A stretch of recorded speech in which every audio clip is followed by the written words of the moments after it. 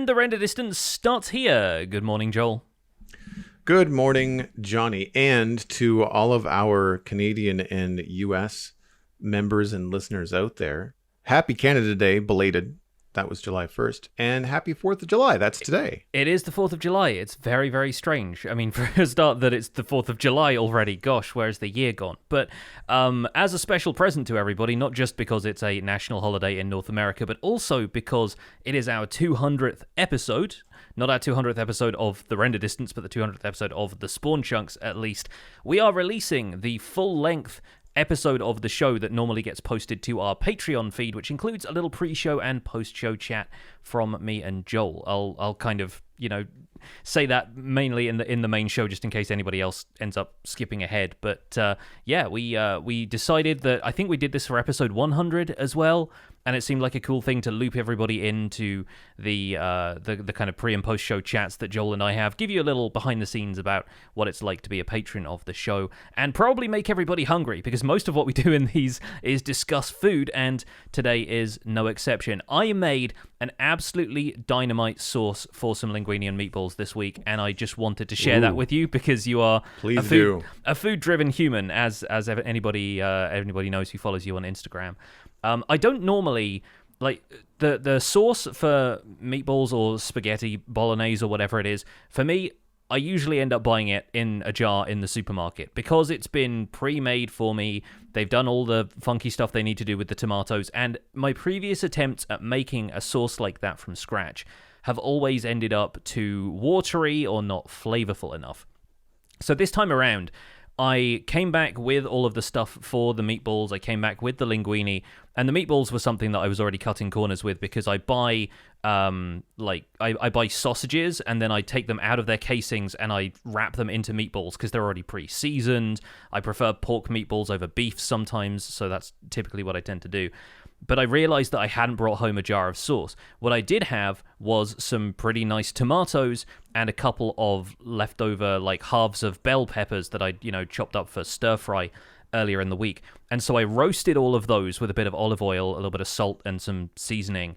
And then I blended all of that up, and the sauce was immediately way thicker than any of my previous attempts had been in the past, because obviously roasting it is going to evaporate some of the water. The moisture goes away. You are left with all of the stuff that helps make the sauce nice and thick, and then you can reduce that in the pan afterwards. So I made, basically meatball sauce from scratch, and then obviously cooked the spaghetti and the meatballs and threw the whole thing together. It was glorious. I think one of my favorite improvised things lately that's just turned out restaurant quality, Dude, that's fantastic. And I see stuff like that all the time on TikTok. I use TikTok a lot for getting recipes and getting food ideas. I don't tend to write the recipes down. I more just see something, see a technique, and then just kind of file that away in my brain. Like the next time I make spaghetti sauce or the next time I do something, I'm going to try this. And it usually makes a world of difference. Turns out when chefs do TikToks, they know what they're doing. Mm-hmm. That's awesome. And I saw that story, and I was following the making of it.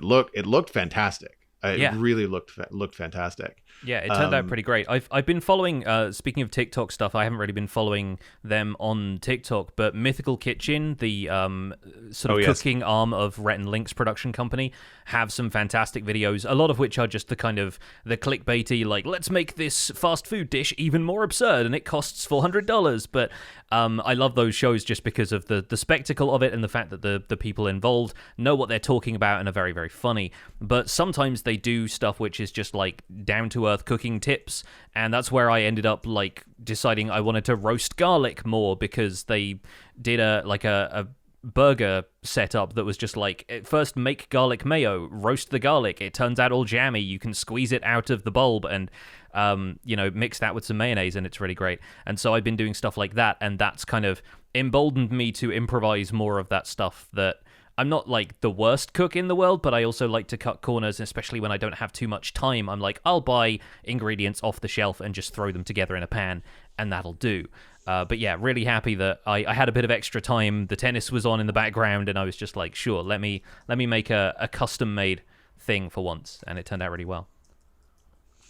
I took inspiration from your post, and not surprising as a food-driven human, I actually roasted peppers last night. Nice. I did it on the barbecue though. Oh. So I went to the gym last night, and on the way, like before I left for the gym, I realized I hadn't taken anything out of the freezer. So I had I've got cooked and raw things in the freezer for like that have been barbecued and that need to be barbecued. Nothing was thawed when I finished my stream at 4:30. I was like, oh, that was a mistake. And I thought, well, I was going to go for a run, but now I'll go to the gym. The gym happens to be next door to the grocery store. So the grocery store being open when I was finished the gym, I picked up some stuff on the way home. And I thought, well, whatever. I'll go in. I'll get whatever's around. And I'll just pick up something to barbecue. I had not decided what I was going to do. And having roasted peppers on the brain from seeing your post, I picked up, we get them in specials. There's like a sleeve of a yellow, an orange, and a red pepper. And it was like $4 for all three of them. And then I picked up a T-bone steak. Well, 2 T-bone steaks, but I cooked one last night. But I roasted my bell peppers on the barbecue. And I could have left them out there longer. They were taking longer to cook than I anticipated to get like some decent char on them. I got some good grill lines and stuff, and they were cooked. Like they were very tasty, but I would have liked a little bit more of a char to them.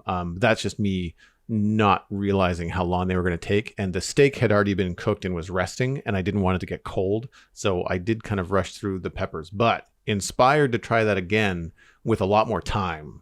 And probably some more coals. I think the peppers would actually go really good with ribs.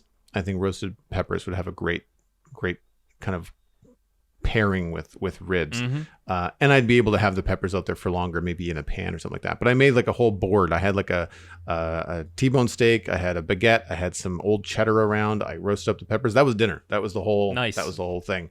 Yeah, I was very full afterwards. It's hard to tell from the Instagram image, but it's a really big cutting board. And it was full of food. And I basically just sat there and ate the whole thing. It looks like it's taking up most of the table, and I'm like, yep, that's a hearty dinner for you. That's awesome. Yeah. It's so nice when you get to do stuff like that. You kind of treat yourself with stuff like that. Oh, for sure. Yeah. You have a kind of charcuterie board experience just to yourself. Yeah, I mean, and it's fairly healthy. I mean, like there's a lot of bread there, and the steak was pretty lean. It wasn't the best cut of meat. Like it could have been a little bit better. But that's what you get when you're getting 2 T-bone steaks for like $15 at the grocery store. They weren't super thick, so I found it challenging because I one thing I have not done on the barbecue much is steak, and I'm always torn between like, do I do direct grilling? Do I do indirect? Do I do pre-sear, post-sear? Like I can never decide. So I thought, well, the only way to decide this is to just start buying slightly cheaper cuts of meat and seeing which method works the best and is the easiest to manage, and then spend the money on a nice cut and then do it the way that you want. And so I've got this other T-bone, which I'm probably going to cook tonight actually. And I'm going to try a direct method rather than last night was indirect, and I think because of that I ended up overcooking it just a little bit. But this should be better. And that was, I mean, it was still a fairly healthy dinner. I had a big workout, so I really wasn't too worried about it. Yeah, sure. On the flip side though, on Canada Day, you have to barbecue. Like that's the deal. Yeah. And I had some leftover stuff. I had some ground beef patties that I had made up in the freezer. So I'd taken them out the day before, and I made hamburgers. And I had gone to the grocery store. I bought like a bag of potato chips or crisps for you people in the UK that don't know what I'm talking about. Sorry about our terminology. It happens. Yeah. The only vegetables in sight were the homegrown basil leaves on the burgers. There was no veggies. It was just potato chips and burgers, and they were smoked hamburgers, and that's a smoked porter that I had with it as well. And like I was supposed to go on a hike on Canada Day, and a friend ended up canceling at the last minute, and it's no one's fault. Just, crap happens and you have to just kind of like pivot. So I ended up going to the gym again on Canada Day and just at least getting outside. But I knew that barbecuing was going to happen. It's kind of a tradition. And man, like I'm feeling it. Yeah. Like I ate a lot. I don't necessarily think I ate poorly. Like I had a good dinner Saturday. I had a nice dinner on Sunday there with the steak board. So it wasn't like I ate junk all weekend, but I ate a lot. And you pair that with a pancake breakfast on Saturday, and like I ate a lot of food this weekend. I feel like I gained 5 pounds. I was going to say, welcome to the food coma portion of the podcast. That's really what this is. Oh my days. Yeah. Yeah. No, I've been eating pretty well lately as well. We've decided to try and branch out from our usual takeout places and try and get something different whenever we order food. And there's a place in town that is actually like on a delivery route that does really good sushi that we haven't actually been to before, but we were able to order out. And it's expensive to get sushi delivered to you, but it's better than buying stuff from the supermarket or whatever. And this stuff was like really well made. It was really nice. Some good kimchi and stuff as well. Like, it's a primarily Japanese place, but they have a couple of other like Asian cuisine. They borrowed bits and pieces from Korea and a few other places. So yeah, we had a really, really nice meal there as well. And I made burgers last night. And so hey, it's that summer menu has happened where it's like some days you just want something like big and chunky, and like we've been eating more salad, we've been eating more sushi. It's just kind of nice to branch out a little bit from the winter warmers we've been having for the first half of the year.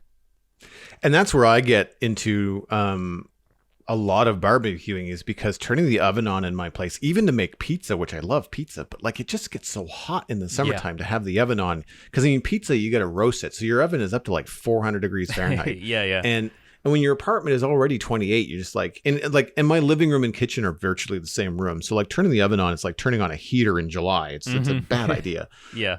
I still haven't figured out how to cook pizza on the barbecue. I'd have to do mini pizzas because even moving all the charcoal over to one side, I still don't think I have enough room for a full-size pizza without burning a side of it. Yeah, because sure.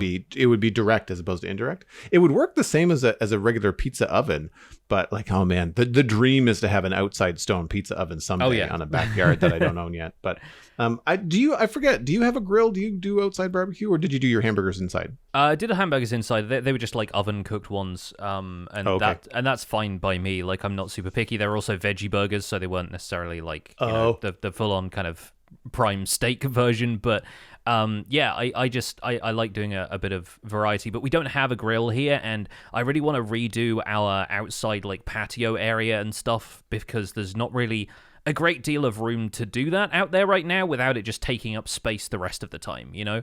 So I would love to get a deck built in our back garden and have the grill out there if I have one or something like that. And that's something that I'm probably going to wait to do a little bit more of once we have a car and we can, travel around and buy bits and pieces of patio furniture without having to have it all ordered to the house, you know?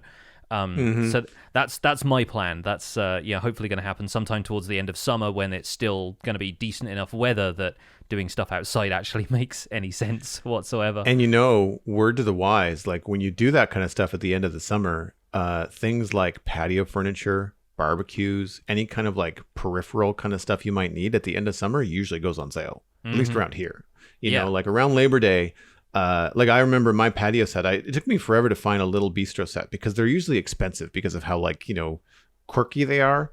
And I ended up getting a really nice set from Walmart of all places, all metal, and paid half of what I normally would have paid because I bought it in like September as opposed to buying it, earlier in the season.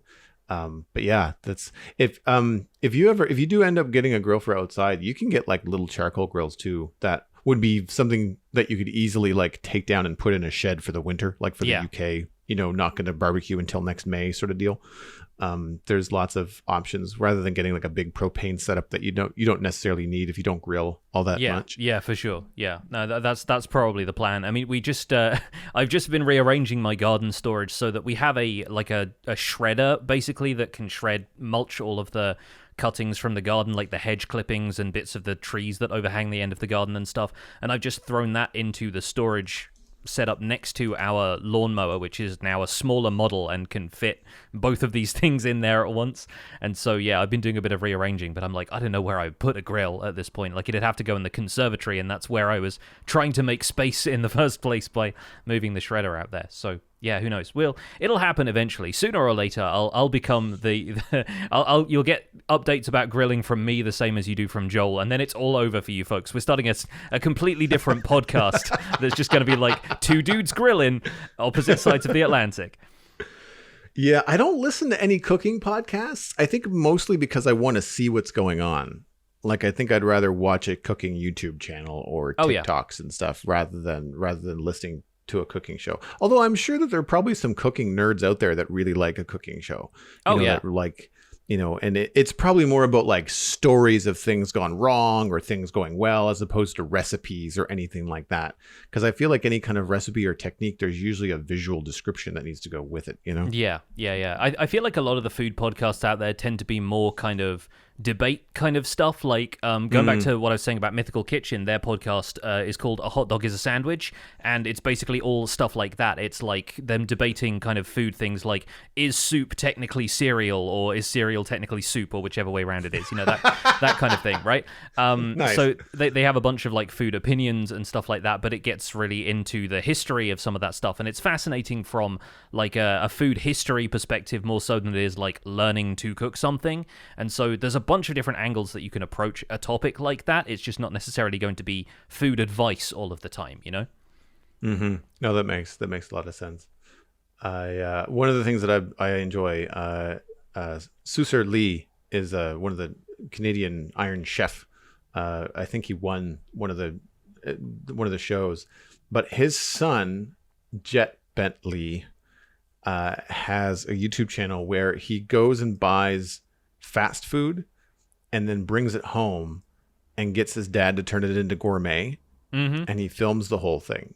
And what's really funny about it too is that he teases his dad too, because English is a second language for his dad. He's very fluent, but like every once in a while, like phrases or certain kind of like slang he'll get wrong, and then Jet will kind of jab him about it, which is kind of funny. But it's really cool that he turns something. He'll take Taco Bell and turn it into gourmet, or he'll take like In-N-Out Burger and turn it into like a gourmet presentation. Nice. And all the while though, you'll pick up a couple things. It's like, oh, he's doing something specific with these onions. He's going to make like, candied onions to top this burger, which you never would have thought of, but like he just, because of his skill level, he just knows how to do in a heartbeat, right? Yeah. The thing that I have trouble with watching any kind of professional chefs do their thing is that they never measure anything. Yeah. So you're sitting there trying to watch and take notes. You're just like, I don't know how much salt that was. He kind of threw it at the pan. Like, I don't know. Like, and I mean, it works, but they're just so used to like, this pinch is so many teaspoons or like whatever, right? Yeah. Oh man, it's just, I did that with some of my barbecue rubs. I was watching Aaron Franklin do a video. I'm just like, he's not even measuring. He's just kind of like dumping salt and paprika and garlic into a container and shaking it around. So I'm looking at it like, he looks to be about my height. That looks like it might be a quarter cup. Like I'm just guessing at proportions. Yeah, they say that food is an art, like cooking is an art and baking is a science. And baking is really the one that you need to like pay attention to, right? Mm-hmm. Yeah, I'm not that great at baking. I can make banana muffins, cookies, and banana bread. That's about it. Yeah, I can follow a recipe, but I'm nowhere near the improviser with like baked stuff than I am like cooking the dinner for the night. I don't bake a lot, or I need to bake less, because there is only one person that lives here and only one person that eats it. And it's like when you realize I've made a loaf of banana bread, and as you finish, you're like, I ate that entire loaf of banana bread. Like it might take me a few days, but still, like the thought of like, I know how much butter and sugar I put in this thing. Yeah, and I have just consumed all of it. It's not great. Well, not great. Time to burn off some of those calories by doing a show about Minecraft. Yes, that sounds like a plan. I'm just going to double check. I believe it's episode 200. Is that correct, John? I believe. Yeah, let me. What day is it? Yeah. what year is it? Nope. Yeah, episode 200. It's on Counting the docket. fingers and toes. Yeah, there it is. Okay, cool. All right, starting the show in 3, 2.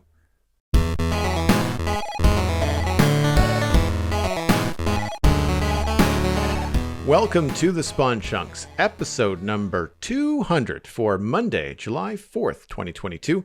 My name is Joel Duggan, and joining me, as always, is Johnny, who you may know better as Pixelriffs or Roasted Red Bell Pepper Pixelriffs. I have my moments, yes. Imaginary air horns going off. 200 episodes. Thank you so much for listening, folks. We could not have reached episode 200 without the support of our patrons. And we'd like to thank our patrons on the first episode of every month anyway. But since this feels like such a big milestone from the show, we want to say a huge thank you to everyone in our community who pitches in to make this show possible. If you're interested in joining them and pushing us towards future milestones, you can find us and support us at patreon.com/ the Spawn Chunks. But to give you a taste, no pun intended, of the extended version of the show, we've released the whole thing today, including the pre- and post-show chats that we call the Render Distance, which are normally patrons only, to the main feed and the YouTube channel. So anybody who is listening to this in whatever place you find the Spawn Chunks is getting a little extra, which is, yes, of course, how Joel gives me a nickname every week, or vice versa, because usually we pull that from our discussion in the Render Distance. So now we've made you all hungry with that chat. Today's episode of the podcast is going to be a chunk mail dispenser. We wanted to focus on celebrating the community. We also have a guest coming in for episode 201, where James LRR, or James Turner from Loading Ready Run, is going to be joining us. He's a somewhat eccentric Minecraft streamer. He self-described as eccentric because his specialty is just in digging out entire chunks of the world to bedrock. That is just all he does in Minecraft, pretty much. But he's got a very unique perspective on the game, and we're going to be excited to talk to him next week. In the meantime, we have a couple of upcoming patron events. Our quarterly hangout is probably going to be happening next Saturday on July 9th. And of course, we'll have a monthly Minecraft hangout towards the end of the month. We're not sure if the 23rd or the 30th is going to work out yet, but it's usually on the last Saturday of each month. So we'll see what our availability is, and keep an eye on the Discord announcements channel for that. I also want to give a big shout out from Johnny and I to our Discord community moderators, Cosmic Dancer in a lot of places, Hunter 555, and Jumbo Sale. Thank you so much for all the welcoming messages, the moderation of the community, and the help that you give us to help just moderate this growing Discord chat. As more people join, it's amazing, but it also becomes a lot to manage. And Johnny and I could not manage without Cosmic, Hunter, and Jumbo Sale. Really, truly appreciate it. Also want to give a big tip of the hat to the Spawn Chunks Rainbow Email Sheep of Doom. You know who you are. Yes, absolutely. Exactly. I would not be able to parse through the messages that we get without first the email sheep filing them accordingly for me, because it's a lot, and it's amazing we get so much email, but it's a lot to get through. Yes, but before we get into some of that email and of course the news, we're gonna just chat about what's new in our Minecraft life, as we often do. And why don't you go first? What's new on the Citadel? So this weekend was kind of a mix of things. Taking some advice from you, I believe either in last week's Render Distance or maybe even in the main show, I took Saturday and just did a resource gathering stream. 3 hours of just going to the new mangrove swamp on the server that we found a couple weeks ago. And even though I had propagules, I could have grown my own trees right there in Westall. I thought I need mud and I need mangrove leaves and all this stuff. I'm just going to go and collect a bunch of stuff. I don't like chopping down mangrove trees. I don't like it a lot, Johnny. It's so much effort for, even though you still can get like a fair amount of logs from one tree, the trees are so big and there's so many leaves. First of all, anybody that tries to do it by hand, have a composter ready, because you're going to get a lot of bone meal if you don't. Once you get a shulker box full of leaves, which you can get from one tree almost, maybe two, then you can turn the rest into bone meal, but there's really no other use for them. So I found it really tedious, not to mention that the lovely diagonal connections of the wood blocks and the density of the mangrove leaf block means that it's very hard to see where you've left a little floating block in the tree. And because of their size, I really did not enjoy it. I came home after the full stint mining in the area with a stack and a half of mangrove logs. I had 3+ stacks of mangrove roots. I had a shulker box full of leaves, which I got in the first 15 minutes I was there. And I ended up with a stack and change for propagules. So I'm good as far as I don't ever have to go back to the mangrove swamp. I can just grow them on my own.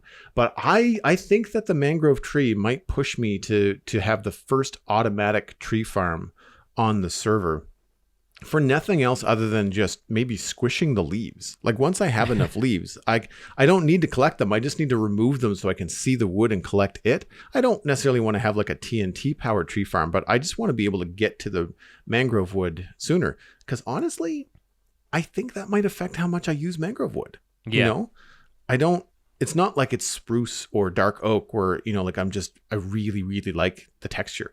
It's good enough. It's cool. It's different. I like the trapdoors, and it's going to have some fun uses, but I don't think that I'm propelled to get a lot of it when I look at how hard it is to mine it, and harvest it on my own. So, I did that. And then I went and got some mud, which again, that didn't take very long. Tip of the hat to Mojang for making mud like 3 to 4 blocks deep in the mangrove swamp. It's so good, but with it having the density of like dirt or sand in a desert or something like that, it's so nice. Instead of it could have been the way it works in mesas, where red sand is just like the top layer of the surface and then that's it. But no, having a decent amount of mud to dig into, it just multiplies the amount you can get from it.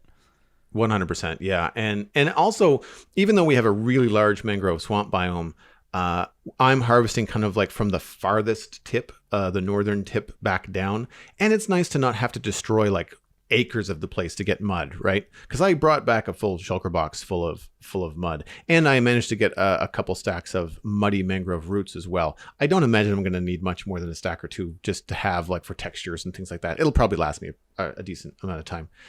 And one thing I noticed on my way back, because I had to stop, pivot, and pick up some wheat from Dartmouth Meadows on the way back to West Hill, was because I keep on thinking that you have to smelt mud to make packed right. mud. And it's not, it's wheat, right? So like a personal wheat farm that pumps out a little bit more than what we have in the community farm is on the list too. So I'm starting to, as 119 has kind of been percolating in my gameplay now for a couple weeks, or almost a month, I guess.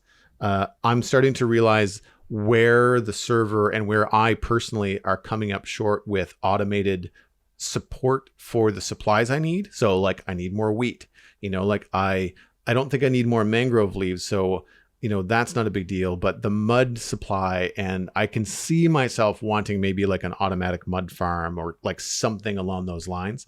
So we'll have to see what kind of technical ideas I come up with in the future. And I did start to collect more copper, because that's also something I'm going to be using a lot more of in the new western area of the town.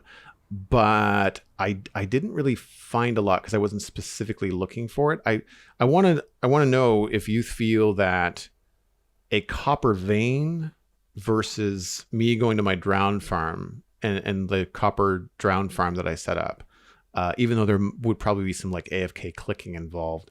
Like, what do you think would be a more fruitful endeavor? Do you think that there's probably going to be more coming my way? Because I have fortune and all that kind of stuff on my picks with a copper vein. Remind me what kind of drown farm you have. Is it the one like the Tango Tech one where you spam them with snowballs and they produce more and more and more drowned? Yes, yeah, the Nembon design. Yeah, it's powered by a spawner, so you can always turn it on with a spawner. And the spawner constantly adds like, 2 or 3, but it's the chain of reinforcement zombies that's the real meat of it. Yeah. Okay. So I think that would probably serve you better long term. But if you want to get copper quickly, I think the copper vein is going to be faster. It's not necessarily going to be better in the long run, because obviously it will deplete after a while and you'll have to go back to the drowned farm anyway. But I do think getting a copper vein is quicker. That's the one conclusive thing that I drew from racing a single cell iron farm against mining out a huge vein of iron, is that if you want to get a lot of material very quickly, mining for it that way, because it's guaranteed to be basically around every corner, you're going to get a lot of it rather than having to spend a bunch of time. Obviously, the flip side of that is that if you can just run this thing while you're AFK, then it's going to make more material than you know what to do with. But that's not really an option with the copper vein. So yeah, I think it's really down to whether you want it quickly or whether you want it long term and renewably. And I think too, part of it is remembering to even turn on the AFK farm. During my workday, I have to remember to turn on the gaming PC, go to the farm, and set up like a macro where I'm swiping my sword every so often, that kind of thing. And I tried it once.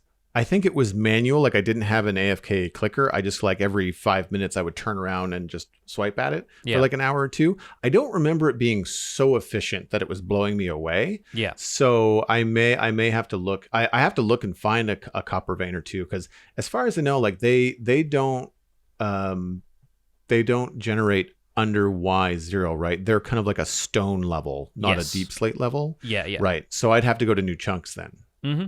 Yeah, that seems likely. And the deep Yeah. slate ones are all the iron veins from Y0 and below. So Right. Okay. yeah, that's the Right. way around it works. I really want to find an iron vein somewhere on Empires right now, actually, because man, I'm hurting for iron. It's not that it's not everywhere, but I really want to start working with like hoppers and other redstone components and stuff pretty Yeah. quickly. I have a beacon now, so I really want to get hold of enough beacon blocks for the full tier 4 base. And yeah, I'm I think a lot of the area underneath me is deep dark, so even if I want to go looking for that stuff, I have to be extra careful, and half of the blocks have been covered over by Skulk anyway, so it's a little tricky. Well, speaking of all these new blocks, I tried to use some of them in one of the next builds that we completed in Westhill, which is nothing terribly fancy. It's just a couple of, I call them like, not industrial buildings, but they're like, I can't remember the term, but it's like a throughway. It's not meant to be a house. It's not really meant to be anything, maybe than a little bit of storage, and just a way to walk from one area of the build to the other. Just a functional kind of like covered pathway. And it provides it's more about having a little footbridge over an alley, was really the whole purpose behind these two buildings.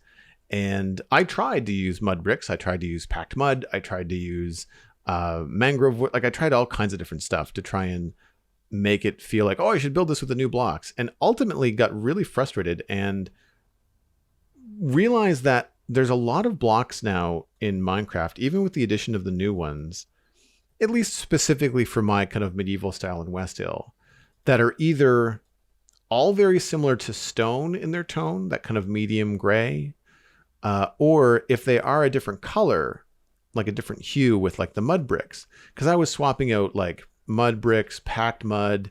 I had jungle wood. I had what we ended up using was mushroom blocks, but they're all the same color brown, right? They've got different textures, but they're all the same tone. None of them are lighter or darker than the other. So it became very difficult with the dark oak roof to try and create something that had some contrast. Yeah. That didn't just look like more of the same. So as I was trying to build the bottom of this building, I was just like, I don't want to use andesite and stone because like I've used that everywhere in this place, and I'm trying to branch out and challenge myself a bit. I ultimately ended up using andesite, but I lined the base of it with some furnaces, and I had some my note block has a specific crate texture on it, but note blocks and dark oak for like the corner supports and things. But it was a really frustrating experience. Like it was just one of those builds where, and I'm curious as whether you've had this experience recently or something that you can articulate, is that I just had to walk away. I had to be like, this is not an important build. People are going to walk by it, in terms of like any of my friends visiting this site are going to walk by it quite quickly. I'm spending the entire stream trying to get this right, and it's just a warehouse. Like it's not even a cool thing. It's not a candle shop. It's not a flower shop. It's not the magistrate's office. It's just a building that connects to the one next to it. But the challenge within it was, because of the connection and me wanting it to be the same sort of design, it's next to two different builds, and in two different areas. Like it's on the top of the hill on one end, and it's in the middle of an alley on the other. So trying to get it to match, look like it was designed by, the same person, but then, also not clash with the buildings next to it was challenging. All of these things I realize are things that I've done to myself. It's a corner that I've painted myself into. But that's kind of one of the fun things about the creativity of Minecraft. I think it's successful. It still needs some texture on the roof, like the roof isn't completely finished and the inside hasn't been decorated, but I'm happy with it. It's got like a functional thoroughfare. But yeah, it's just kind of like a utility building. And I find myself on builds that are not that important still trying to put in that effort.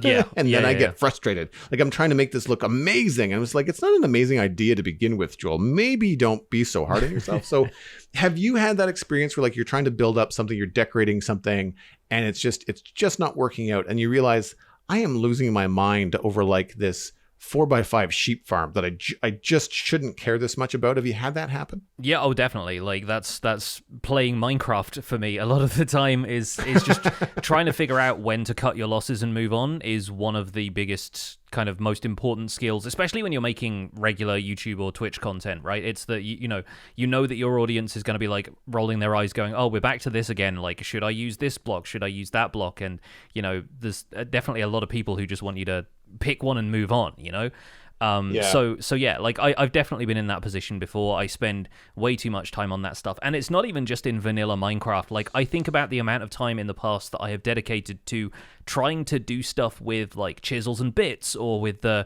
posable armor stands data pack or something like that, and it's such minute detail that I just think, unless somebody goes and stares at this for at least 5 minutes of a day, it's not going to be worthwhile, right? It's not going to be kind of worth spending that amount of time on it. The time in versus reward out is actually going to be very little.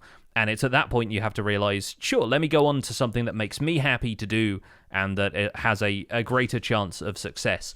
And sometimes maybe that idea clicks and you come back to it later and you realize that's what I've been missing the entire time.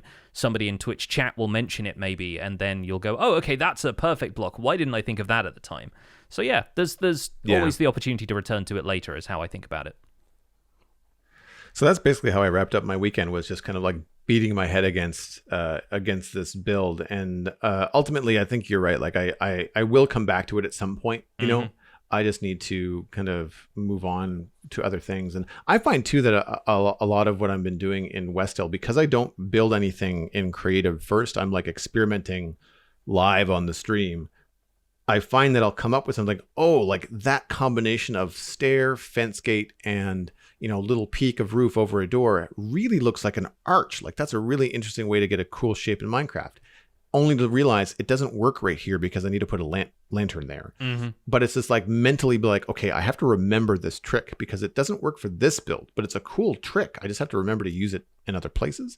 So I'm trying to kind of build up that repertoire, Yeah. And it's hard to keep it all straight. I do find, as much as we all chime in about wanting more blocks or more versions of blocks in the game, I find it hard to keep it all straight.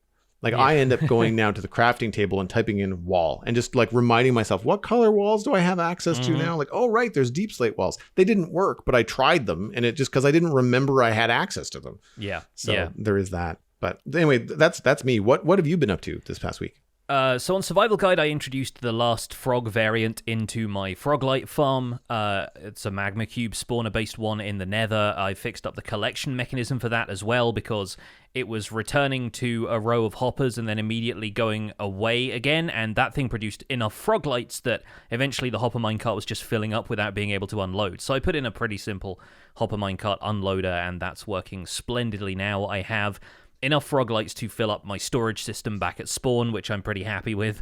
And so, yeah, I ended up coming back to spawn after having done that. And like you, I could have stuck around and put another, 10 plus hours into redecorating parts of that bastion, which is something that I really want to do because I want to make it more than just like an area that's just functional. I feel like there's a lot you can do with those bastion remnants, especially the big ones.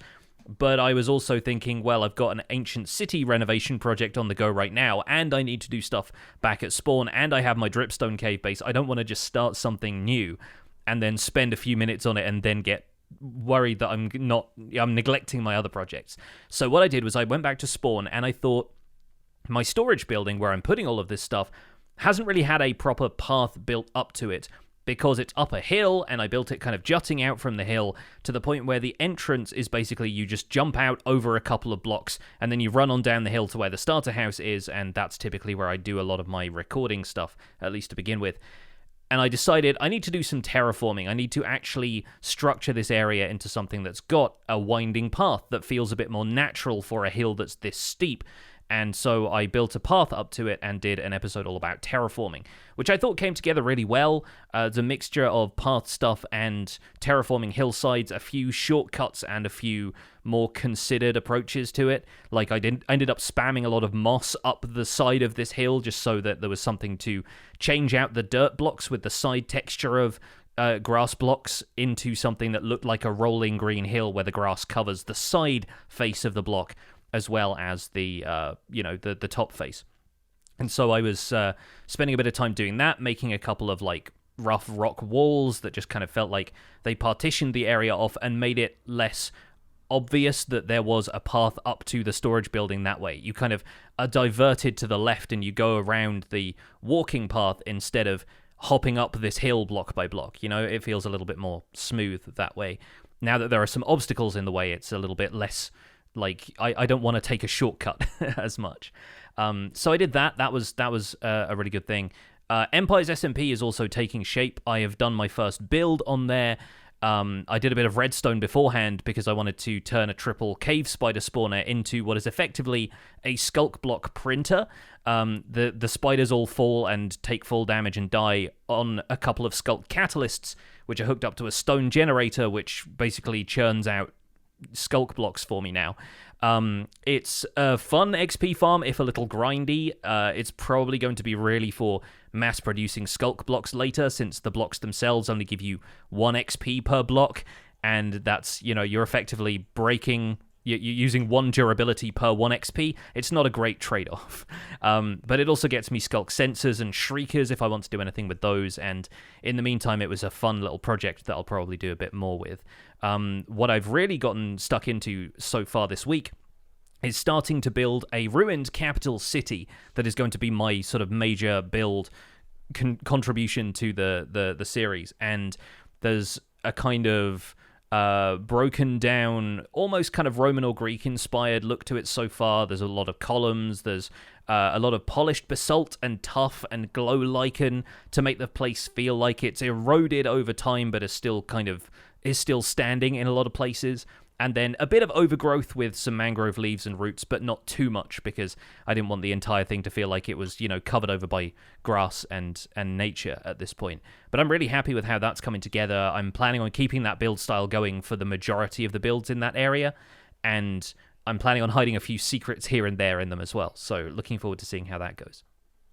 I like the look of those. I'm behind by one video. I saw your landscaping video, but yeah, this ruined kind of, it almost looks like Acropolis inspired kind of like level of architecture and the broken arches. And I like also the move to go with like 2x2 columns, like really meaty, supportive, heavy things that look like it always kind of evokes the idea of like, what did this thing used to support that's no longer here? Yeah, really, absolutely, really heavy stuff.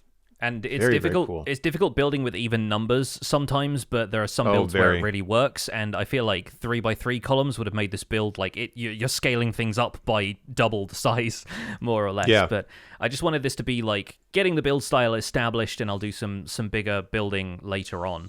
But yeah, in the meantime, I'm really happy with how a lot of this came together, and there's a few kind of hidden features of it that I still need to tinker with. It's something that can expand out into the rest of the area as well. There's a couple of nearby hillsides that I can just be like, oh, I'll pop a bridge over to, so it's like a walking path that goes from here to the other side of this little thing, and then you can have a path that goes underneath that. And I want to start making this area feel a lot more like a lived-in city and not flatten out too much of the area around it, so it feels like it's conforming to the landscape a little bit more while standing out from it at the same time.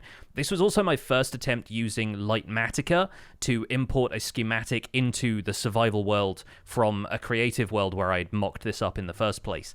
And I found that kind of like it's fine. It works very well for what it does, and it's not the type of Lightmatica where you can just hold down right click and the blocks get placed where they should be. You do actually have to go around and put the blocks in the right places. There's some very neat features to it, like the fact that you can pick block from the schematic, so you're not picking the block that's actually physically in front of you. You're picking it from the illusory version that's projected into the world.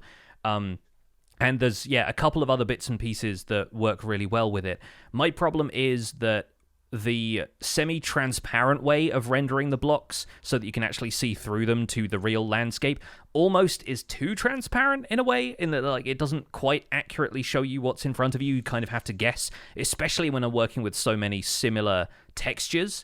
And when it's completely opaque and so I can see all of the blocks and I know what exactly is going there, half the time I end up falling into holes in the landscape because I haven't like properly terraformed the area around it in order to prevent there from being like little pitfalls and gullies and stuff that are naturally part of it to begin with. So a little bit of learning process for me in Litematica. I'm not certain if I'm going to use it continuously throughout the series, but I also like the idea of having it almost like a kind of holographic visualizer. You imagine me kind of like pressing a couple of things on like a Fallout Pip-Boy sort of thing, and it generates a blueprint for me in 3D space. I like the idea of that being part of my character's equipment somehow, and I can sort of explain away the reason why I've got this mod helping me build where everything is.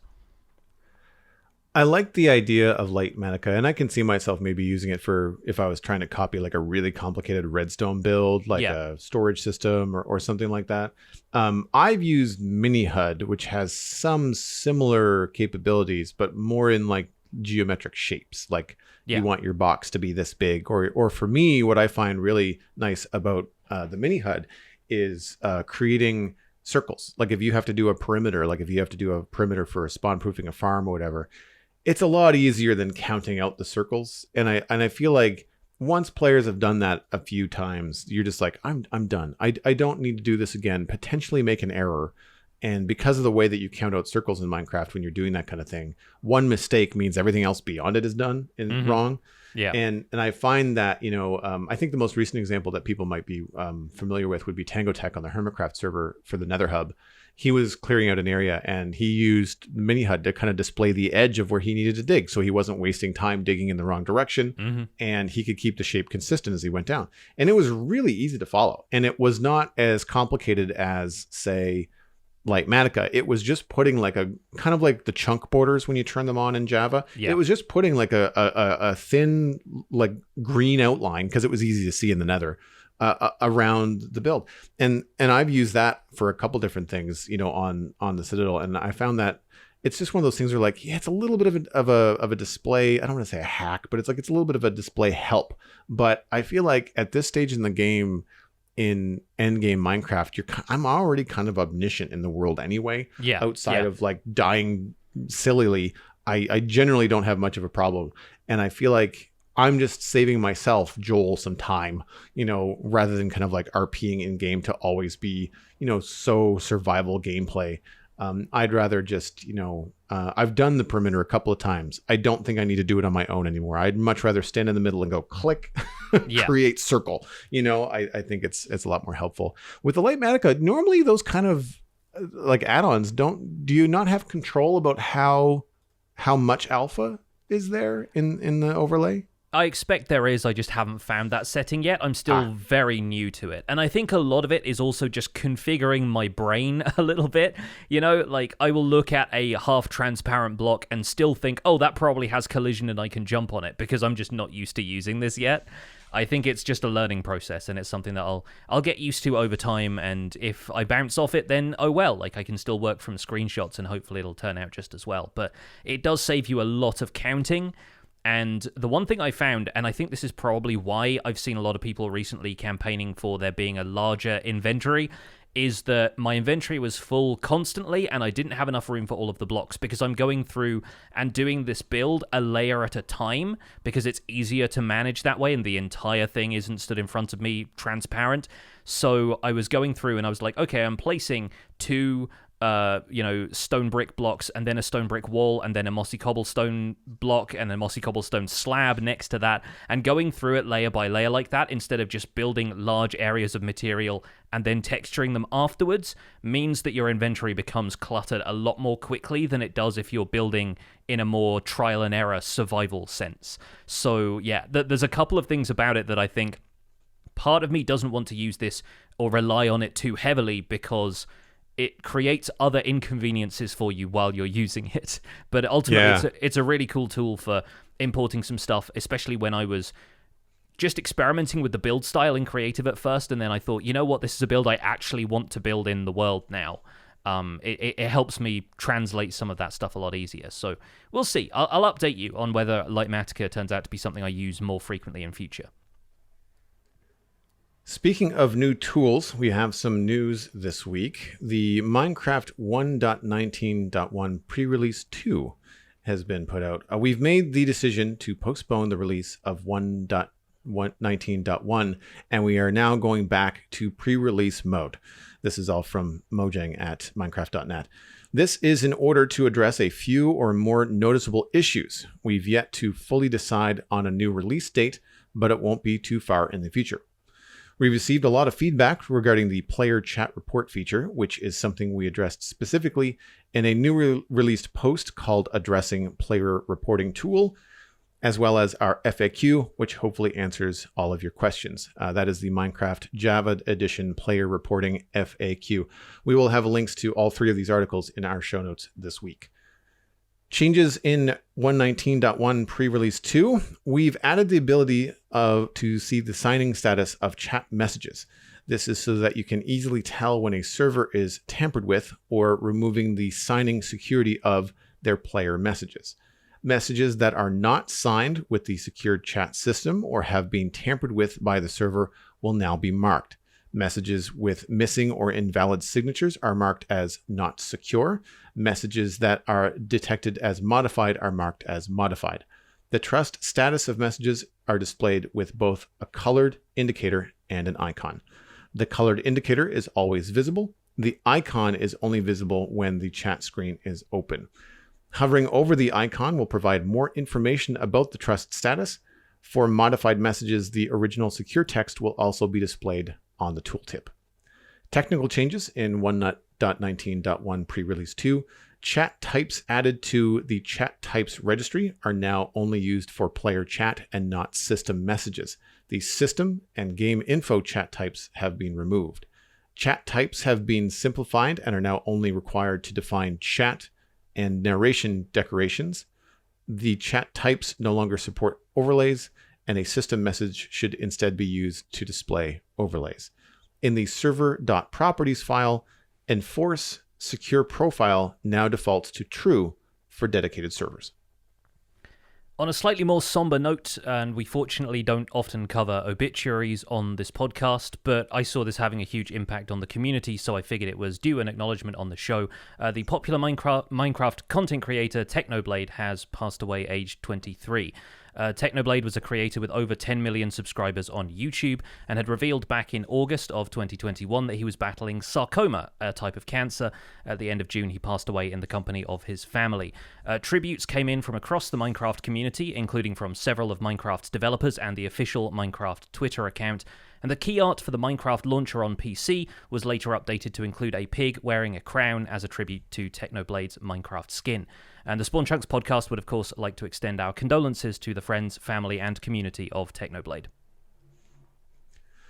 So I don't have a lot to add about the changes of the chat reporting tool and them moving the next update back into pre-release mode, given the feedback that the community has had over the last few weeks. Do you have anything to add?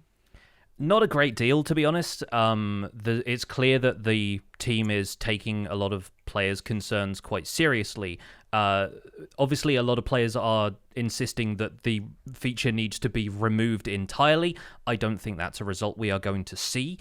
But this week, they've clarified that, for a start, all Java servers are within the scope of this player reporting feature, not just Realms, and they've stated a pretty clear reason why in their most recent article, kind of trying to clear a few things up. They've also restated that moderation will be done by a human team, not an automated system, and that seems, to my mind, perfectly possible. And they also seem to be taking the community's concerns about possible exploits very seriously. Various exploits have now been demonstrated to this system.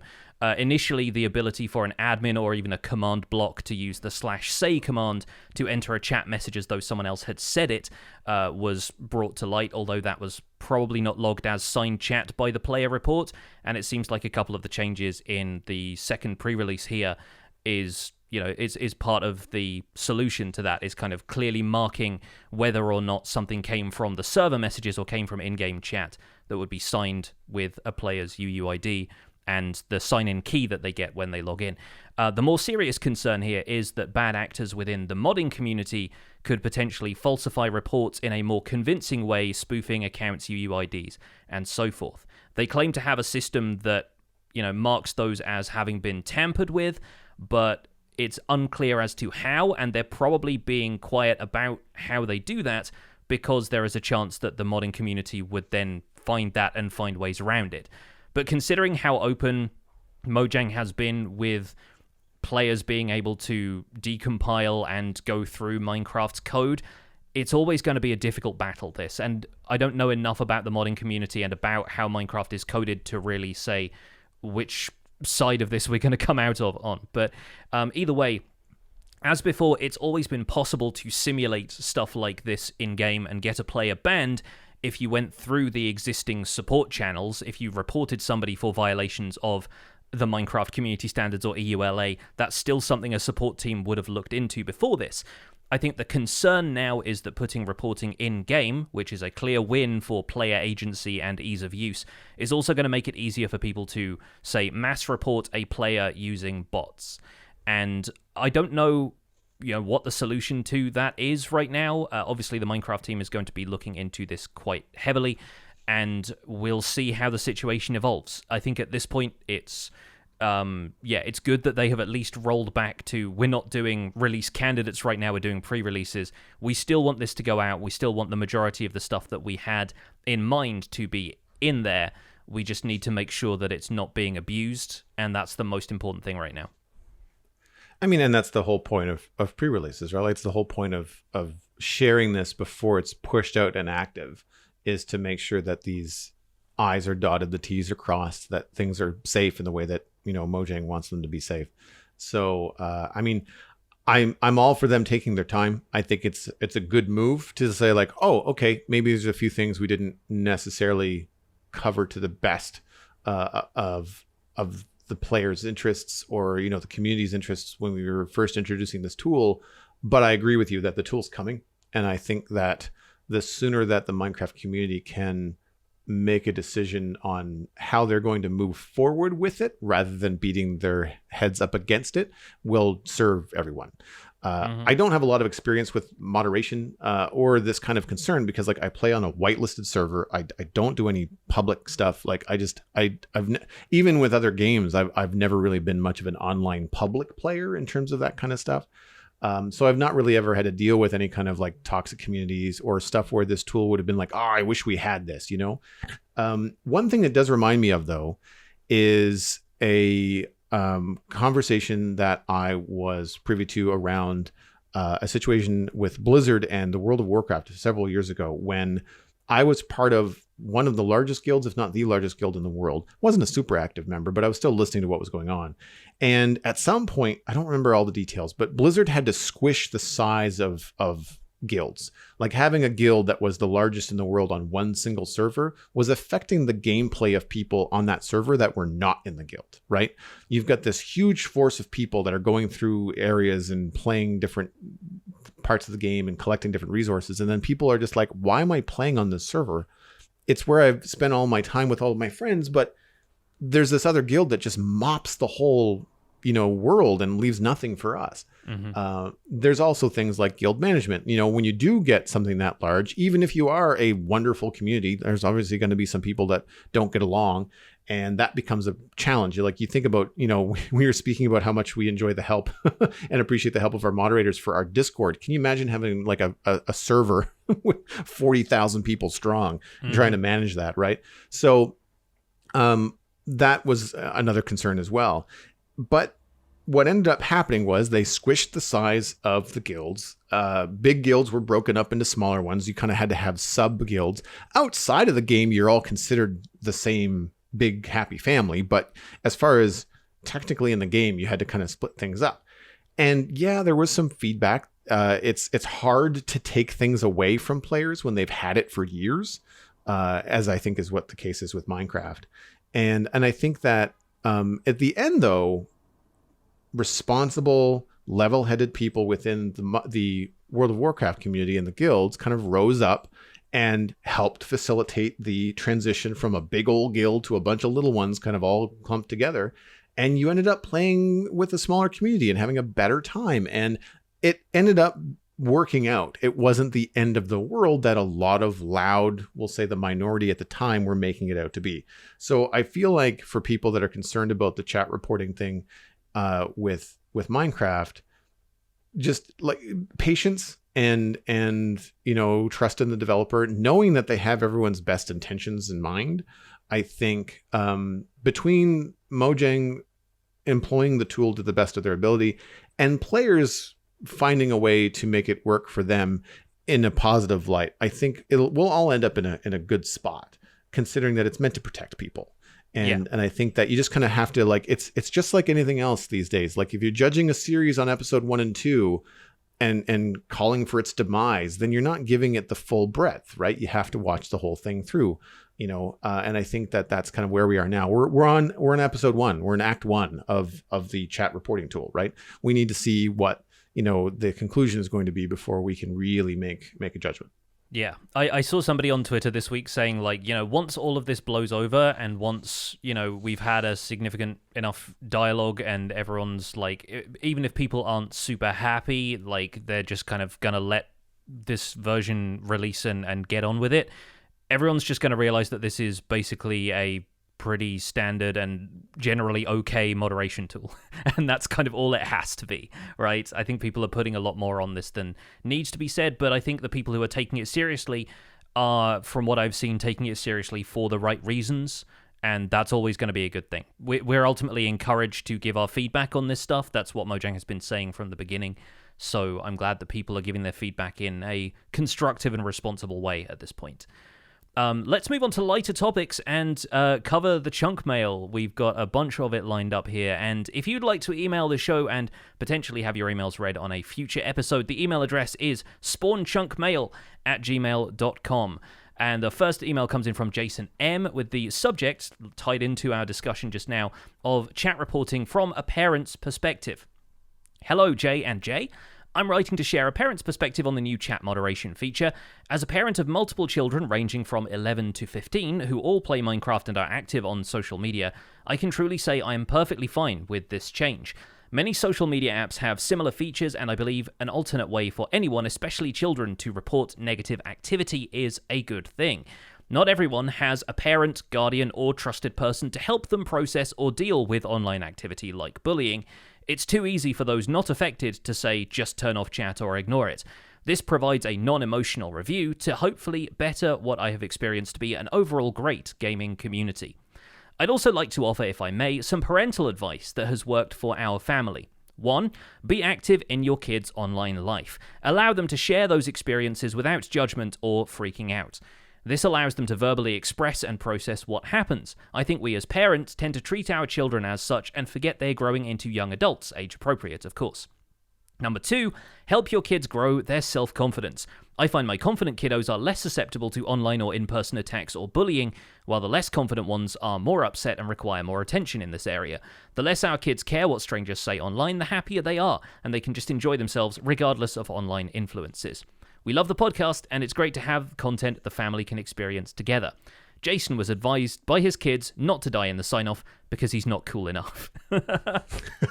Roasted by the kids. I mean, look out. Yeah, I mean, that's a good sign-off in and of itself. I really appreciate hearing this from a parent, especially since the most vocal feedback we've heard from players has been one of self-interest. And not saying that's necessarily bad. It's not people being selfish in the negative sense. It's a valid perspective. But we also need to remember who these changes are being made for. The majority of us are not doing stuff that or associating with people who you would consider reporting. But for kids, the internet's a scary place. There's a lot of people out there who they can't trust. And like people who will try and earn that trust for negative reasons, ultimately. So I think it's worth remembering that, these changes are being made for the protection of younger individuals. And it's worth acknowledging, on top of that, that many of the people speaking out against the reporting feature may still be parents. You know, there's a Venn diagram, it's a big community, and there's going to be some overlap out there. But I think having this kind of perspective is really important to the discussion. So thanks, Jason, for sharing that.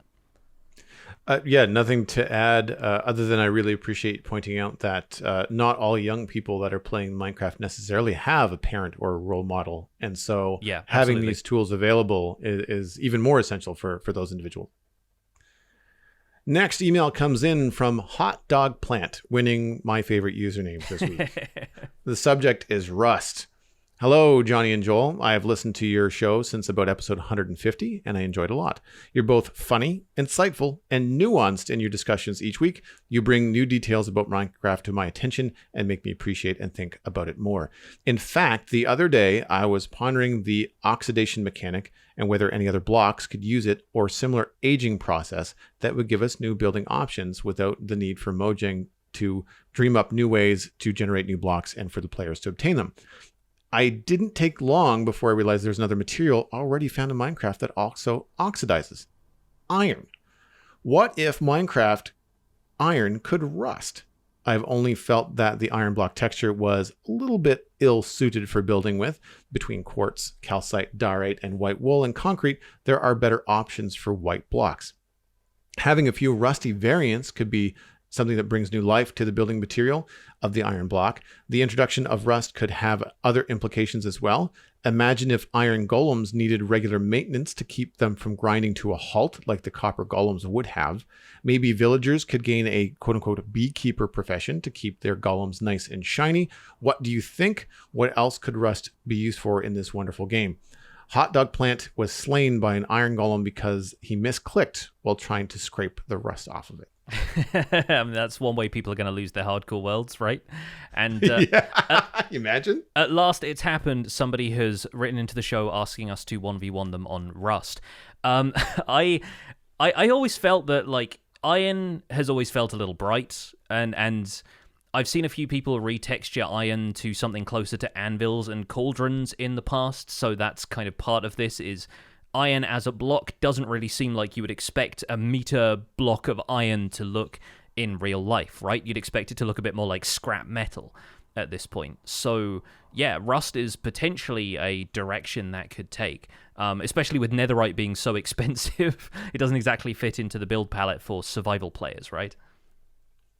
Yeah, I'm with you there, and I feel that because we were talking about this in the, I was say the pre-show, but everybody's listening to the render distance this week. But yeah, I cook a lot with cast iron. But what gives cast iron that dark black appearance is the seasoning. If you actually strip a cast iron pan down and shine it, it's actually got a very shiny, silvery appearance. Not quite as bright white as a iron block in Minecraft. And with the horizontal lines in the texture, I find it very hard to use anywhere outside of like if you're making some like futuristic technical place. So I've always liked the idea of having a more traditional iron looking block. And you could also have, we've got polished diorite, like you could have polished iron and have that be the shiny one that we see now, right? And I think that, adding in those blocks would be great. I'm on board, but of course that means you're going to need several variants, right? You're going to need semi-rusted iron, rusty iron, fully rusted iron, plus slabs and stairs. And don't forget, we need riveted semi-rusted iron, riveted rusty iron, riveted fully rusty iron stair. Like you can see where it opens up like a whole can of like, uh-oh. Yes, right. and much like the waxed, lightly weathered cut copper before it gives us more contenders for the longest item name in Minecraft. If we have riveted, semi-rusted iron stairs or slabs or whatever, yeah, that's whatever. And waxed on top of that, yeah, of course. Right, of course, right? Because to keep the rust state of the riveted semi-rusted iron, you have to wax it. Which, I understand that I'm being a little bit cheeky here, but it did bring to mind something else, which is from another game, actually, Satisfactory, another building game that I play, and they recently added beams, and they're like the iron I-beams that you can make and connect. And in Satisfactory, you can put them in any direction that you want, 360 degrees. There's a way to put it down. But in Minecraft, it made me think of how cool it would be if, like, instead of just adding like an iron wall, which while yes, that would be cool, what if an iron wall type block in Minecraft would be a horizontal wall, something that you could put in the same way that you can make end rods, kind of line up in that way. I think that could open up all kinds of things like decoration stuff. You could have some more industrial looking supported structures. And for any kind of redstone farms or mob, moving, that creates a different shape hitbox. Like you might be able to control the flow of different things, items, mobs, because of what could fit between two walls horizontally, that kind of thing. Mm-hmm. Yeah, there's definitely potential for something like that. I'm still not entirely convinced that aging and corrosion is going to be the right mechanic for iron, because it's one of the unique selling points of copper, right? I think the discussion came up when they were implementing copper of like, what else could this apply to? What else is, going to make sense to show its age? And I feel like if it does apply to something like iron, it needs a different mechanic. To me, like, I think it needs to be crafted or right-clicked with something to rust it instead of it oxidizing over time. So almost like an inversion of the way we interact with copper, where it decays over time and we have to preserve it in that way. I big fan of the horizontal walls idea, A+ idea there. But yeah, I do think there's some stuff that could still happen to it. And to be honest, we're still looking for other uses for things like copper. And we've talked about iron being one of those things that where additional uses got added to it over time. I'm almost thinking it would be cool to have something else like this, but take it in a different direction entirely. Have another type of metal, maybe it's tin or aluminum or something like that, which ends up being, a new material. And obviously iron is the one that we're talking about rusting, but I think other materials with other properties, there is potential for that with copper as the precedent for it.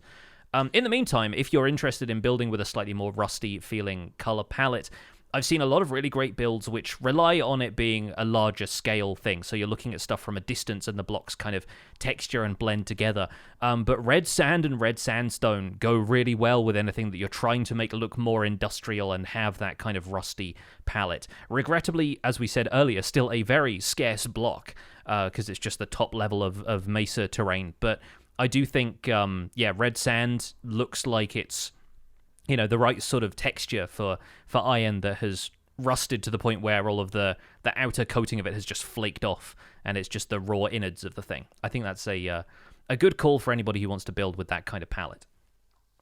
And depending on your comfort level with a data pack, I know we have a data pack on the Citadel that allows us to dye sand red, just because, when we do want to build with a lot of it or use a lot of it, then it's easier to get, just mine regular sand and then dye it red. Mm-hmm. Yeah, always a handy thing.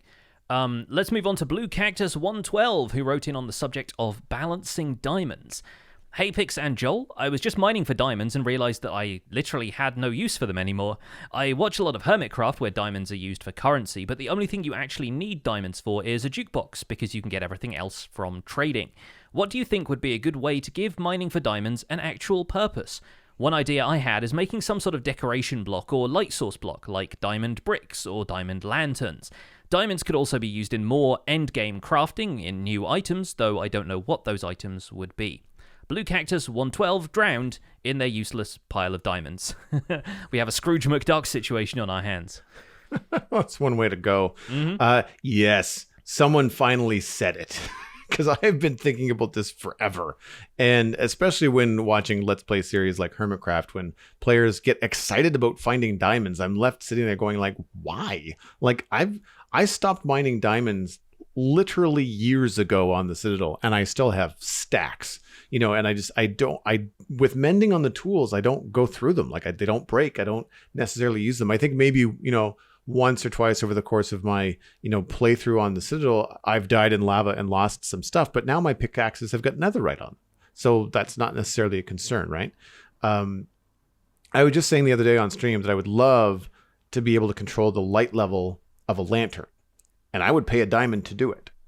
And that would be, a consumable way to potentially get rid of your diamonds or have them be something that has to go away in order to get that special lantern. I don't know how that mechanic works. Maybe you're not like right clicking on a lantern with a diamond, but maybe you're trading with a villager to get a specific light level lantern, right? Like maybe there's a villager that you can give a certain amount of diamonds to instead of emeralds, or maybe emeralds and a diamond, and then you get, a light level 3 lantern or a light level 6 lantern or something like that. Because I don't always want to use a blue lantern to get a dim light, right? I kind of want to have a regular lantern, but I don't want it to always kick out light level 15 for what I'm doing right now. So that's an easy way. I think an easy fix for some players would be to have like stairs and slabs added to diamond blocks. I don't particularly like the texture myself, but if you do, that'll eat up your diamonds pretty quick. Like you want to make a diamond roof, kiss your stack of diamonds goodbye. Like that'll go pretty quickly. I prefer the end game crafting idea. Things like speeding up hoppers, maybe because it's a diamond hopper or crafted with a diamond in it, new profession blocks that are powered by diamonds. Just the other week, I don't remember whether it was last week or the week before, we mentioned a grinder as a way to potentially have renewable sand in the game. Well, industrial grinders in real life have like diamond encrusted wheels that crush things down because of how hard diamonds are. And that could, again, be a way to use diamonds and have them be something that you can go through a little bit more in the game. Maybe instead of powering something like a furnace with coal, you have to power this grinder with diamonds. It would certainly make the renewable sand idea a real grind. Diamond pressure plates, like what function could they provide? I don't know. I was kind of thinking about the different kind of unique things that don't really serve necessarily a decorative function in Minecraft, but more of a redstone or kind of like gameplay function. Pressure plates, gold pressure plates being different. What could a diamond pressure plate offer players, Yeah, absolutely. There's plenty of potential for it, as there is with a lot of different materials. So I'll push back on one thing Blue Cactus points out in this, is that diamonds aren't just for jukeboxes, they're also for enchanting tables, beacon bases, and additional effects for fireworks stars. If you combine a fireworks star with a diamond, it adds like a trail effect to the particles as they explode. So diamonds equal lag if you've got a lot of them going off at the same time. Nice. And yeah, if you combine glowstone dust and a diamond with all of the ingredients of a fireworks star, it also creates like an additional kind of twinkling effect. So there are a few hidden uses for diamonds out there, and yeah, as you and some folks in our Discord live chat have been saying, building with them is perfectly viable to do. Like, it seems silly, and especially if you're on a server with players who want to hoard that kind of stuff, you are potentially putting your wealth out there at risk for other people to take it away. But if you're operating on a server or in a single player world where nobody's going to come along and eat your diamond blocks, then I do think it's worth building with. Like, I ended up building some stuff on last season of Empires where a diamond was an accent block in a wall, and it looked really cool as a contrast next to a bunch of bee nests, and like, you can do neat stuff with them that way. Pearlescent Moon, on this season of Hermitcraft, the Crimson Crafter has pointed this out, is building alien-looking mushrooms, and diamond blocks just happen to have the right kind of color that she wants to complement a palette of like warped wood and a few of the other cyan kind of blocks in the game. So there are still some options. I think part of the reason diamonds don't have more uses right now is because of server economies relying on them as an easy currency. So you don't want to overburden your players with stuff that they can craft from diamonds if they make sense as a valuable item for people to trade. And they still inherently hold value because of the fact that diamond tools are like the second from top tier of tools. I honestly considered swearing myself off of the mending enchantment for this season of Empires and repairing diamond picks or freshly re-enchanting them each time they wore down, because we're not using diamonds as our trading currency. We are trading resource for resource between each other. But I decided against it when I realized that upgrading to netherite tools made it significantly more difficult, because you can't repair those with diamonds, you have to use netherite ingots. So I was going to need mending at that stage anyway, and the whole point was moot. But yeah, I do think there could be more uses for diamonds, but I don't think it's necessarily a bad thing that there aren't. I think people just need to reframe their perspective on diamonds once they amass enough that they don't need them anymore. I think when I was back on Decidedly Vanilla and I kind of reached the point of saturation with diamonds, I started hoarding diamond ore and then made a giant obelisk out of it, inspired by the ones from Ark Survival Evolved. That's those kind of giant monuments in the sky. And I like the idea of doing stuff like that with diamonds. You can creatively push the boat out and do some things that don't require Mojang to necessarily provide new functionality for you. Yeah, I guess one of the cool things about diamonds is that both the diamond ore, now with the deep slate variant, and the diamonds themselves are, I think, the only, or one of the only resources, certainly the only ore resource that is not renewable by any other farm. Mm-hmm. Like, nothing drops diamonds, right? Raids drop emeralds, witch farms drop redstone, zombified piglins drop gold. Like, so like you can get all the minerals and the ores a different way. Yeah. But diamonds, it's the only way that you can get it. Because I remember one of the data packs I had an idea from when all the crafting data packs were coming out. I thought, oh, here's a cool thing. Maybe what I'll do is I'll add a way to deconstruct the iron or the diamond tools that I get when I go end raiding. But I didn't end up making the data pack because I didn't need it. It's like, I don't need 3 extra diamonds. I've got 2 stacks. Right. And Mojang has provided a sort of roundabout way of doing that with the introduction of the grindstone, so that if you go and get those enchanted diamond tools from the end that you don't necessarily want those enchantments on, you can remove the enchantments, and then you're left with a pickaxe that you didn't have to craft with your own diamonds. Like you just have a diamond pickaxe that you could then enchant, turn to netherite, do whatever you want. And I guess that in itself also means that the diamonds you mine out of the ground are even less useful for tools, depending on what level you are in the game. Like if the Ender Dragon is done, and you can go to the end to get these tools, and there's just another way to get diamond picks and shovels and things. Yeah. Like it's hard. And I understand like the whole economy thing on Hermitcraft or other servers that use diamonds as an economy tool. I also find it funny though when everybody gets so excited. It's like, but you have a lot of diamonds, but so does everyone else. It's not like any one person seems to be. I guess it all just depends on who wants to put in the time, And it's interesting when you see players like skirt the system or just like decide I don't need to participate, or I can participate in the economy by giving stuff away for free and really kind of messing up the value of stuff. This came up actually.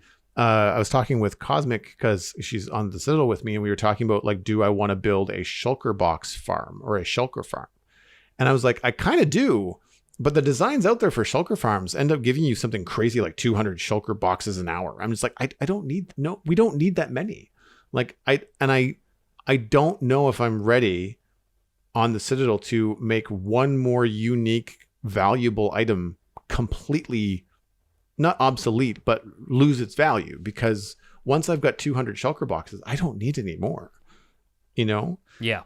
And so it's, like if diamonds became, something that was more, that was easier to get, then it would really become like a second string thing. So like it's a tough call to decide, like, and I think also there's a huge just history of Minecraft and how exciting it is, back in the early days to find diamonds because it was the top tier stuff and they were super rare and hard to find. So I get that nostalgia is in there too. And that all comes before me, right? So like me coming to the game in 1.12, or just before that, I mean, sure, it was exciting at first, but very quickly as the game moved forward and I got mending enchantments, diamonds had lost their luster, if you pardon the pun. Yeah, no, I think especially for casual players like or first-time players, it's such a huge leap going from iron tools that have 200 and something durability to diamond tools which have 5 times that.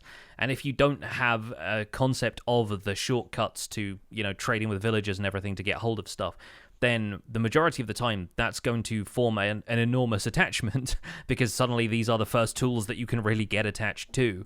And so, yeah, I think diamonds just always end up holding that special place for players, and it's a community thing at this point. I feel like adjusting that is going to be kind of strange. But then again, it is, like we said, 4th of July. If you want to fire all of your diamonds into the sky in the form of fireworks, then I don't think today is the day anyone's going to be stopping you. 4th of July and 4 frames a second. Our next email comes in from Instry, Story, and Armor. Hey, Johnny and Joel. After listening to episode 199 of the Spawn Chunks, I was thinking about how I subconsciously think about how my armor portrays my character's story. For instance, on my current SMP, with some of my friends, we are building different empires, and I prefer using a gold helmet, not only because of the technical benefits, piglins, saving on diamonds, etc., but because I like the aesthetic of it, and it gives me a sort of king or noble vibe. In response to your hotbar conversation, I noticed that I always either carry a shield or nothing at all in my offhand, even though there are countless times where not worrying about switching to a specific hotbar slot to save myself would have been super useful. I also never carry a totem in my offhand. Thanks for the amazing podcast and keep up the great work. Istri tried to swim in lava and failed because he had a shield instead of a totem of undying. And the shields won't save you from that. They will save you from basically everything else, though. So yeah, Empires. You're speaking my language there. On our Empires SMP, we take it a step further, and we have some artists from the community who we commission to design custom tools and armor for us at significant points in the story. Usually, when we've got to the point where we've got netherite armor, and I didn't do much of this in season 1, but a lot of the other players really went in for like block bench models of different stuff, and you can make some enormously detailed things which really tie into your character's story in that sense. That was the stuff that we were doing that with Optifine back in the day, but I think it's also available through mods like the custom entity models mod and things like that.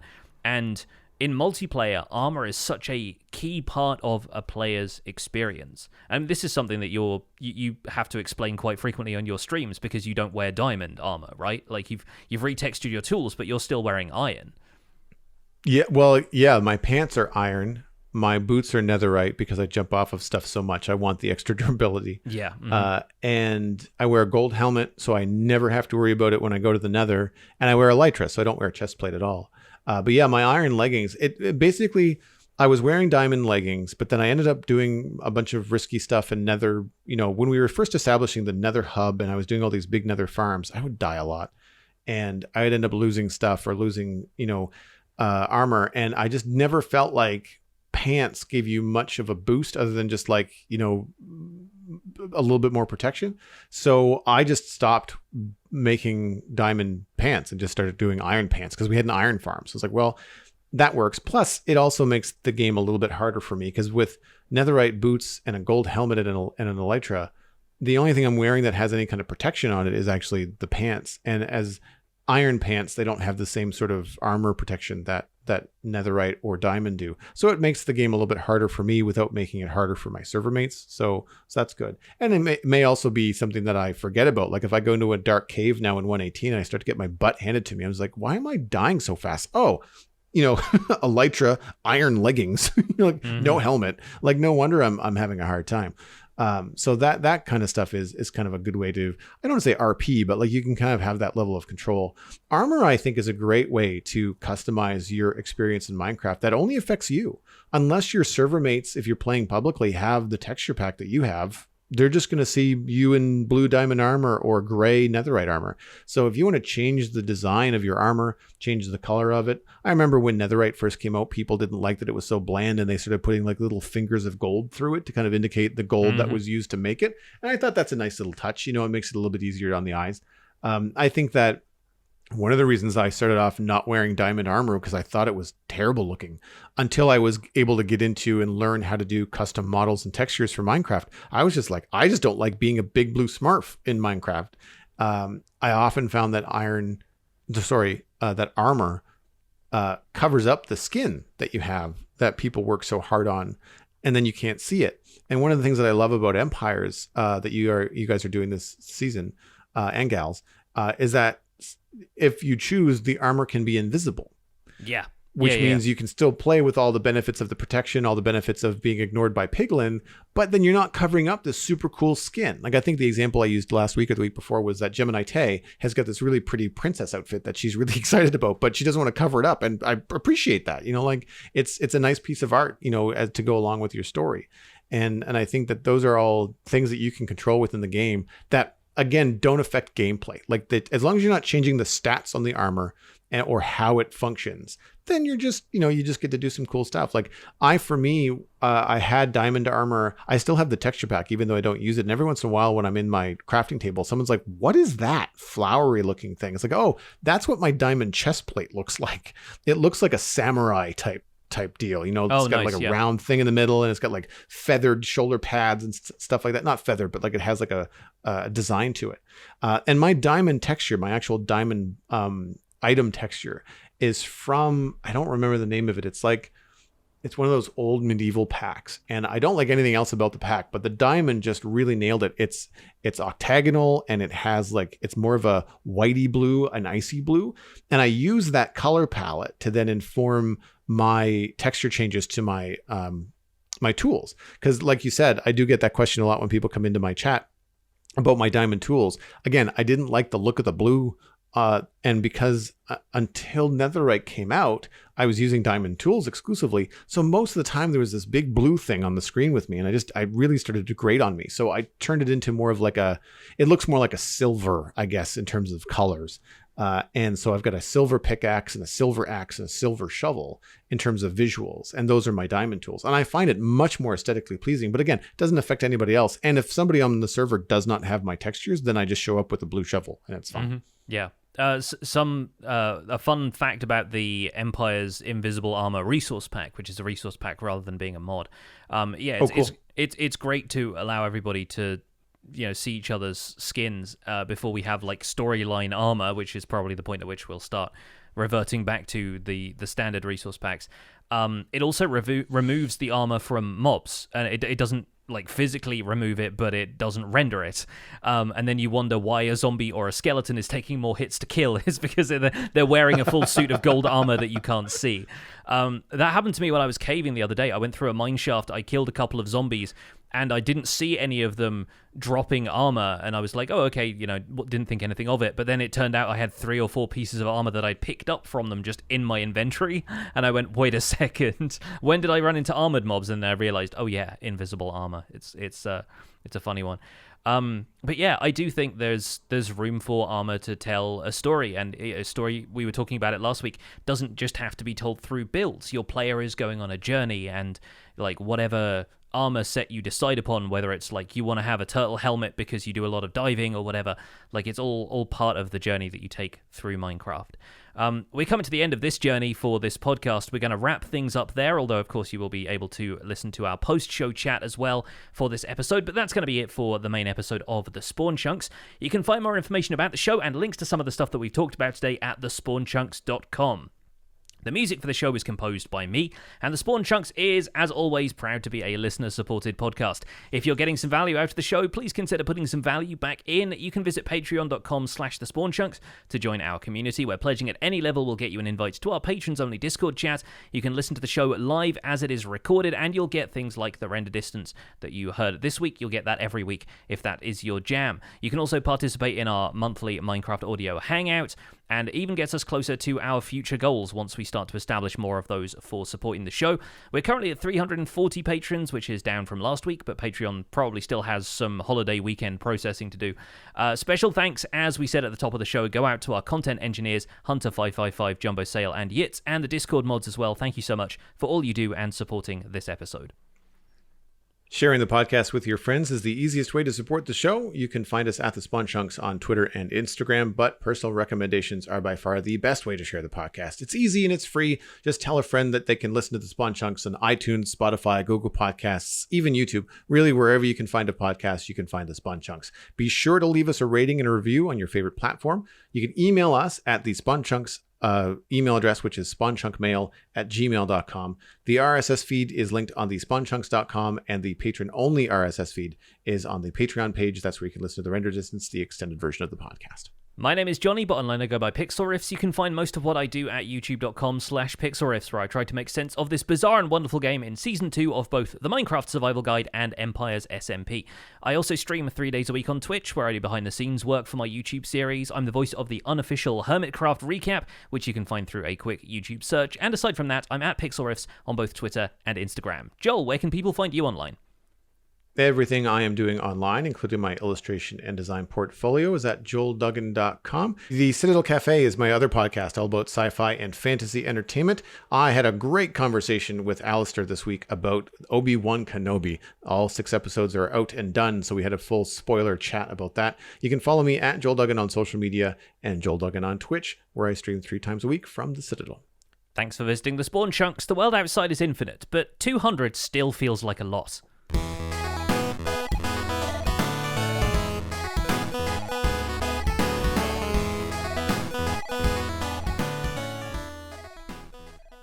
Losing my voice right on cue.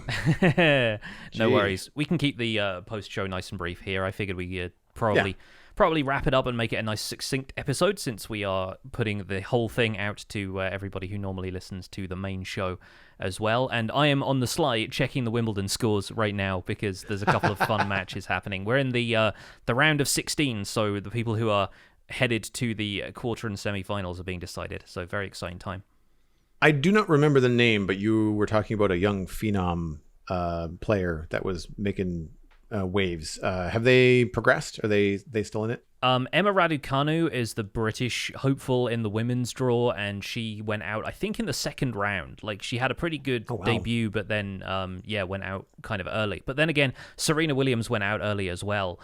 In the women's singles, I'm looking at it potentially being Harmony Tan, who I think beat Serena Williams, and who was the other player? Ons Jabeur, who was a Tunisian player, and has been playing spectacularly well all tournament. And I like the women's tennis game a lot because it's a lot less like power driven. There's a lot more tactics involved instead of just like wailing on the ball from the baseline constantly. But there's a couple of other men's matches that have already been like spectacular displays of technique and variety of game and stuff. So I'm kind of keeping an eye on some of them as well.